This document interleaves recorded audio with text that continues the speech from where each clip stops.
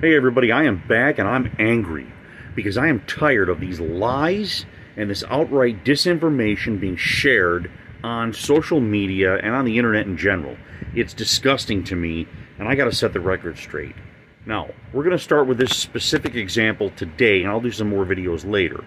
But just to let you know, before we go any further, I want you to basically take anything that you've read in a textbook, in college, or any kind of school, high school, I don't care where you read this information.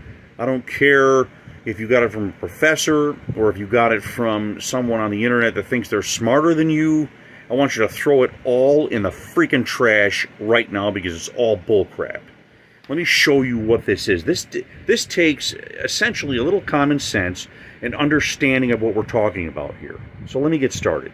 We're talking specifically today about the term fascism, okay, and its attachment to the Nazis and how they tried to pin that to right-wing politics, which is totally false. It's a bunch of malarkey. Now I'll share a little bit of my opinion about this right now. I think that when they're talking about fascism back in the day, we're talking about back in the 40s, during the time of the Nazis, okay, during the time of Mussolini in Italy.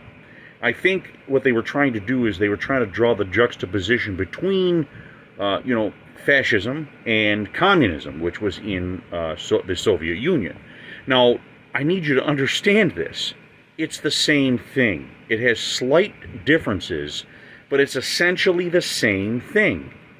It is strong centralized government, state control. I guess the only real difference between fascism and communism is the communism didn't really hide the fact that it was state-run. Everything was state-run. Companies were owned by the government and controlled ultimately by the government. And really, though, fascism's the same thing. Essentially, yes, there were companies were owned privately. However, they were still controlled by government entities. In fact, the government entities would tell them what they had to do and how they were going to squelch people's freedoms.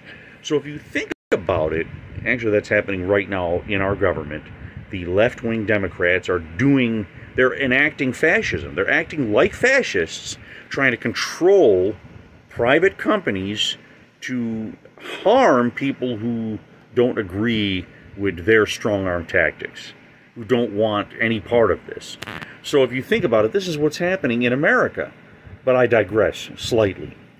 I just wanted to let you know that, fascism is left-wing. It's about total control by government.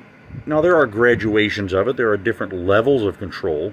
Obviously, right now, the United States is not 100% far left. They try to be. They're trying to. They don't get their way. Thankfully, we have a Supreme Court in this country that is mostly conservative, so I guess that's a plus. But you have to understand, though, that, again, we have to look at it from that perspective. And I guess to explain it to you best, the best way to do this is to kind of equate the political spectrum, in other words, left-wing versus right-wing. I kind of equate it with a ring. So if you look at the front side of the ring, the center of that ring is centrism. That is neither left nor right, kind of a moderate viewpoint. And then if you go to the left, it's total and complete state control at the other end, around the back side of that ring. And then if you go to the right side of the ring, the interesting part is, as you go towards the right of the ring, you experience more and more freedom. In other words, less government control, centralized control, and you get to the point where you have ultimate anarchy when you get to the backside as well, which means that there's nobody in charge, and that's bad too, because what happens is, and this is really the beauty of this illustration, the ring, is that as you get to the backside, that anarchy becomes left wing. It crosses over into left wing because what happens is there's a vacuum, there's a power vacuum. And human nature dictates that what's going to happen is that somebody or a group is going to step in and try to fill that vacuum with power, because people are power hungry. There's power hungry people in this world. And when they see an empty seat, they're going to try to take that seat. It's kind of like musical chairs. When they see that empty seat, they want it. And there are people just like that. Maybe you're not like that, but there's a lot of people like that. So I guess the way to explain it, that's the best way to explain it, that whenever you hear someone call, for instance, Trump a fascist, it's so far from the truth it's not even funny. Trump is a conservative. Now, yes, he used to be a Democrat, but really he was kind of a conservative Democrat, fiscally especially. He has a few viewpoints that I would consider to be slightly left. But the thing is, he's for them to call him a fascist is completely out of line. And again, I'm going to say this again, guys. Listen, when they try to teach you that fascism is right-wing, I don't care if it's in a textbook. I don't care if a professor says it. I don't care if some legal expert tries to say that, some expert in history. Well, no, it's right. No, it's wrong. It's not. It's left-wing. Because remember, it's state control. And again, the only difference between fascism and communism is that fascism is a little bit more secretive about who's in control. They try to tell you, see, look, we have private industry. There's private people that own these companies, but they really don't, though, because the government still tells them what to do. So I think when you get into this concept, understand when they call Trump a fascist, he's not. In any way, shape, or form. He's right-wing. Right-wing politicians can't, by definition, be fascist.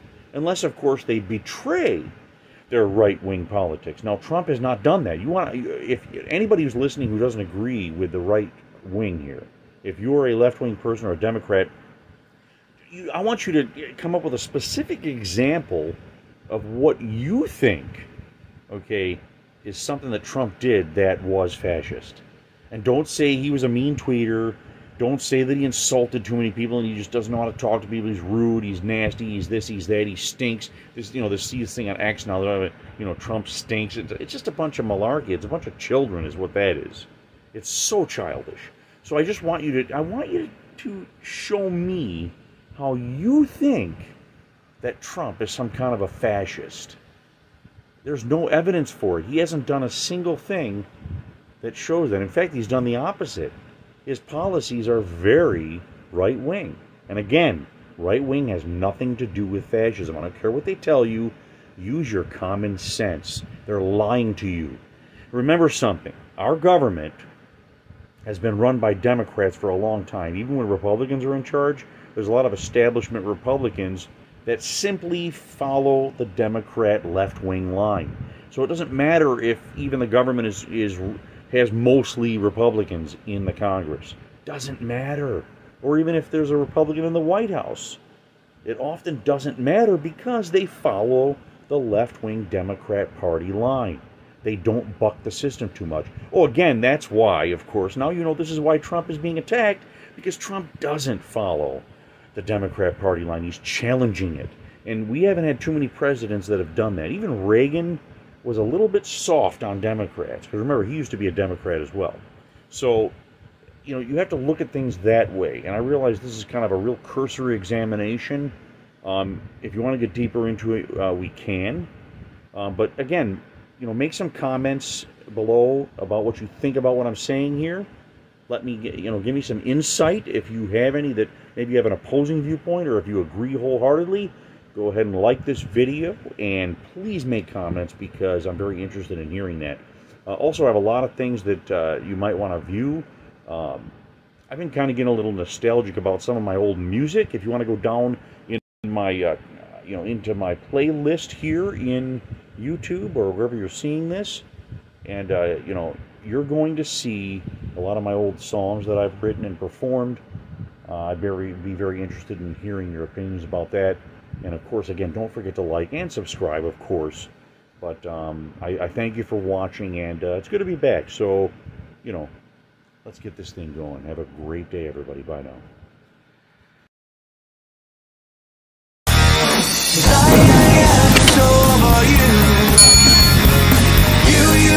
Find something new. There's no other way to let you know it's time for you to go.